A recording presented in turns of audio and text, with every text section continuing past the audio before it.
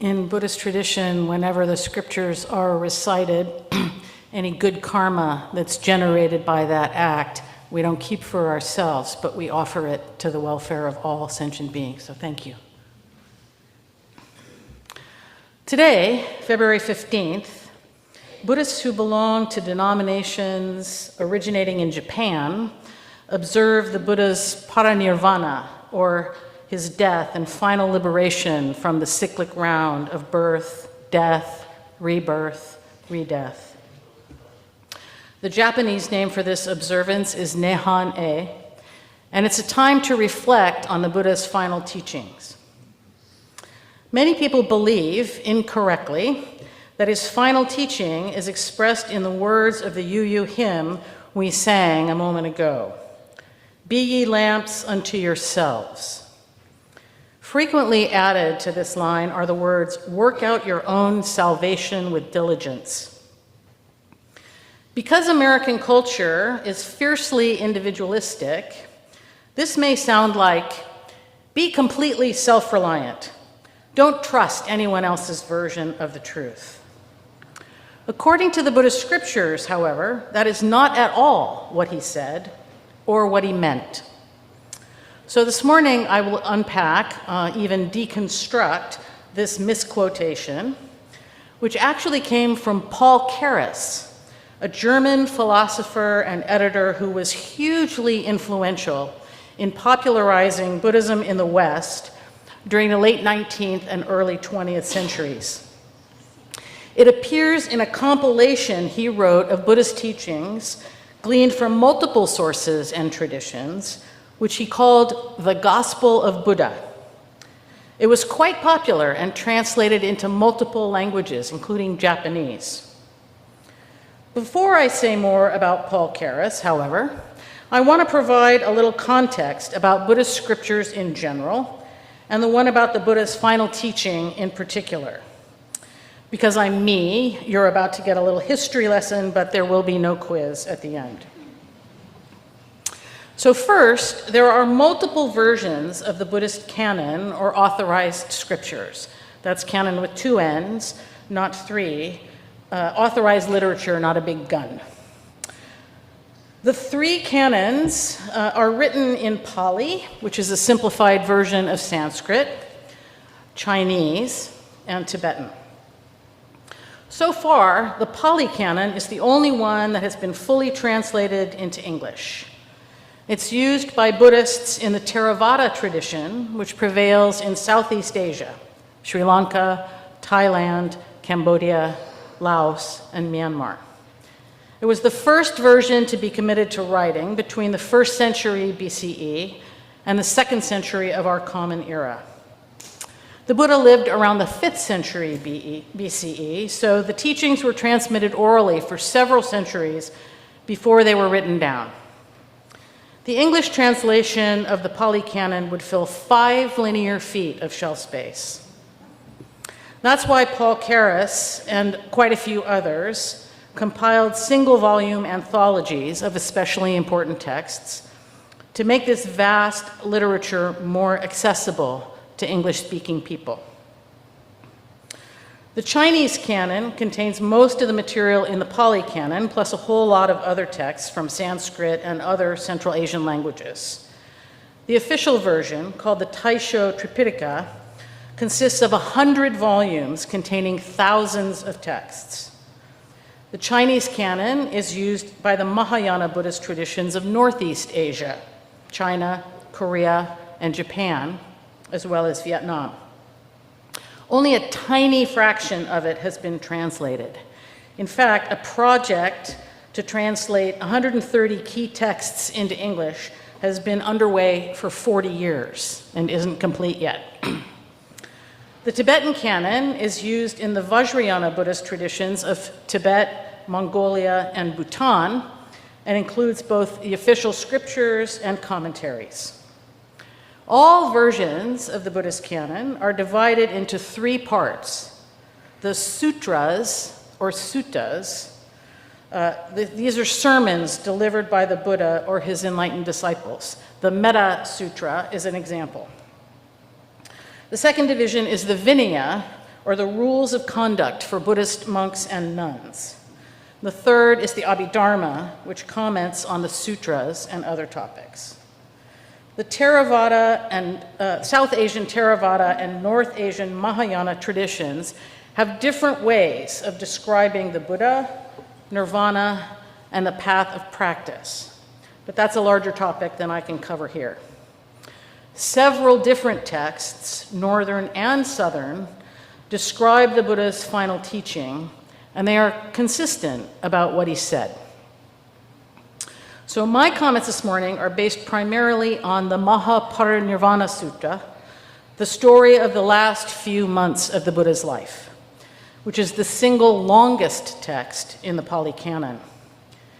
It actually begins with the Buddha's teaching on how a nation can be successful and what will lead to its decline. I found this quite relevant to the current state of our nation, so I want to say a little about that before I focus on its final message.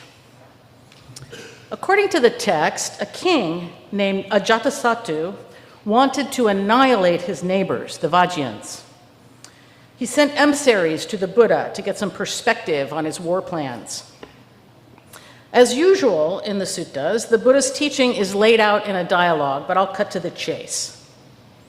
The Vajjayans were people who had frequent, well-attended gatherings. They gathered, dispersed, and conducted their business in peace. They did not enact new decrees or abolish old ones, but adhered to their ancient constitutions. They treated their elders with respect and listened to their advice. They did not kidnap women or children from their families. They respected and supported their religious institutions. They were hospitable to the Buddha's followers, quote, so that those who have not come to the realm yet might do so, and those who have already come might live there in peace.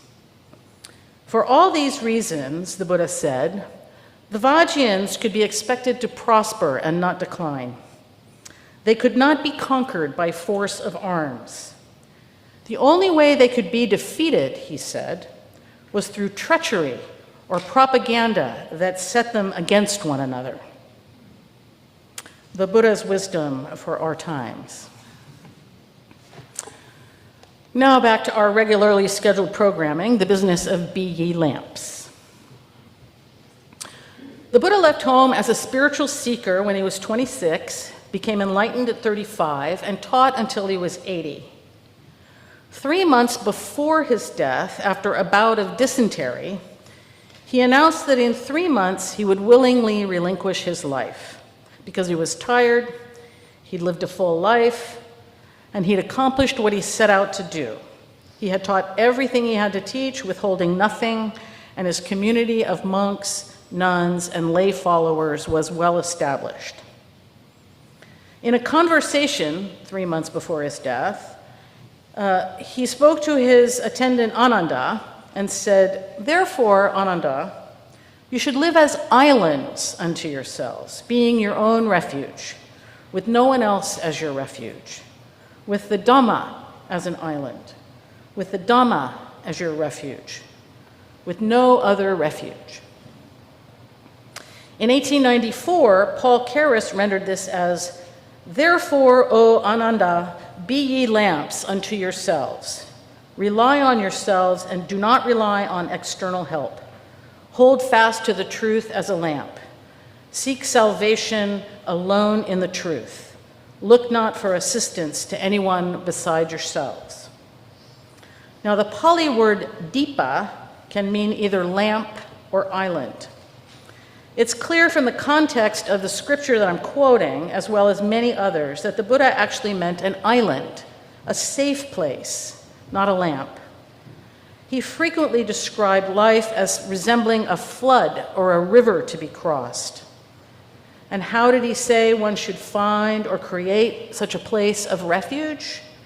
By practicing his teachings, specifically mindfulness. By studying the impermanence of one's body, one's feelings, one's habits of mind, and of all phenomena. Throughout the text, over the next 3 months, he reiterates for his followers his central teachings, called the Four Noble Truths, the Eightfold Path, the Four Foundations of Mindfulness, the Seven Factors of Enlightenment, and so on. Because these traditions, these teachings were transmitted orally for a long time, there are lots and lots of lists to aid memorization. He emphatically did not mean that we should be islands unto ourselves in the sense of totally self-sufficient, because that is impossible. Everything that exists does so interdependently. A core Buddhist teaching, perhaps the core Buddhist teaching, is that there is no such thing as a separate self, and our mistaken belief that there is one lies at the root of much of our suffering. Everything is in process, and everything is connected. This, according to Buddhism, is the fundamental nature of reality. Because we don't understand this, we grasp at things that are inherently impermanent, and we get upset when they change. Or we try to avoid things that are uncomfortable because we forget that they too will change. All our grasping and rejecting is rooted in our ignorance or denial about the fundamental nature of reality. But the good news is that we can overcome this problem through paying close attention to our own bodies and minds, which reveal the impermanent and interdependent nature of life. Each of us must wake up to this reality for ourselves. No one can wake up for us. In an essay explaining why she could not accept the Christian doctrine that Jesus died for our sins, the Buddhist scholar and my friend Grace Burford wrote, "I appreciate help, and I know that nothing I do is truly independent. I might want some cosmic grace even. But I don't conceive of that grace as coming from a personal God who saved all of humanity by incarnating in Jesus, or as being required by some innate deficiency in myself that has to be fixed by someone else. For me, grace lies in the interdependence of things, and that is enough. So, give me a map, lend me your car or raft, show me a shortcut, even protect me along the way if you can, but don't make the trip for me." The Buddha urged his followers to practice meditative introspection, looking inward, guided by his teachings, as part of the spiritual community he founded. This is the opposite of total self-reliance. He refused to appoint a successor to lead his community after his death, saying, "You have my teachings, and you have the rules governing the monastic community, and you have one another. Let those be your teacher after I die." In fact, the way one becomes a Buddhist, is to say, "I take refuge in the Buddha as teacher, in the Dharma, his teachings, and in the Sangha, or community of practice." These are the three refuges, or the three jewels of Buddhism. And the Buddhist Sangha may actually be the longest standing, continuously existing human institution on earth, more than 2,500 years. As for the Buddha's final words, just before he actually died, according to Paul Karras, he said, "I exhort you, saying, decay is inherent in all compounded things, but the truth will remain forever. Work out your salvation with diligence." Now remember, Karras was trying to make Buddhism accessible to Christians in a book he called The Gospel of Buddha. In the King James Version of the New Testament, the Apostle Paul urges the Christians of Philippi to work out your own salvation with fear and trembling.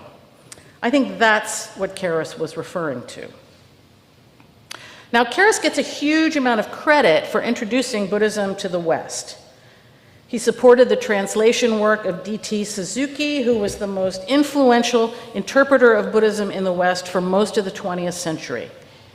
Karas and various Asian Buddhist missionaries were also very successful at persuading Westerners that Buddhism is compatible with Western science. Now, that's debatable, but it's a topic for another day. According to more recent, better trained translators than Karas, the Buddha's final exhortation was something like, "All conditioned things are of a nature to decay. Strive on untiringly," or "accomplish earnestly." He meant, relying on my teachings, practiced in community, wake up in and to the present moment. Everything we need is already here. As Unitarian Universalists, we are committed to supporting one another's free and responsible search for truth and meaning. We draw upon a variety of sources in this process. For some of us, they include the teachings and practices of Buddhism, but not solely those. Like Buddhists, however, we recognize and respect the interdependent web of existence of which we are a part.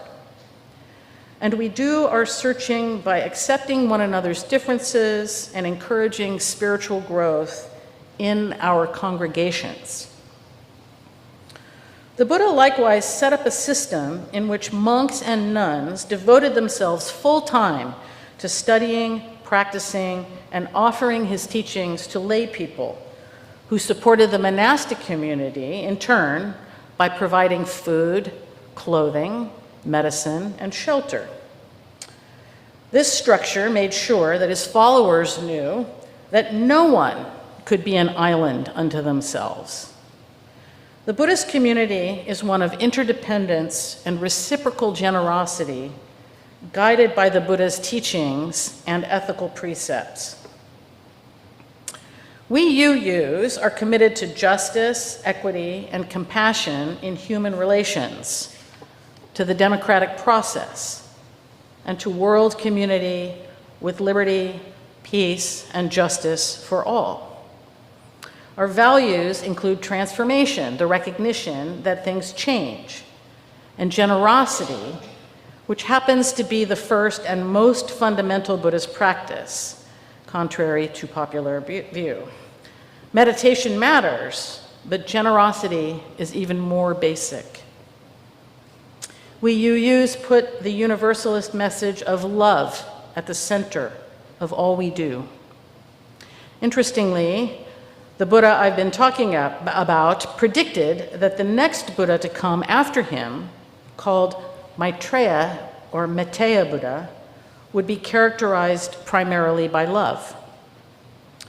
The UU principles and values are noble aspirations. So, as the Buddha advised, let us strive on untiringly together. Thank you.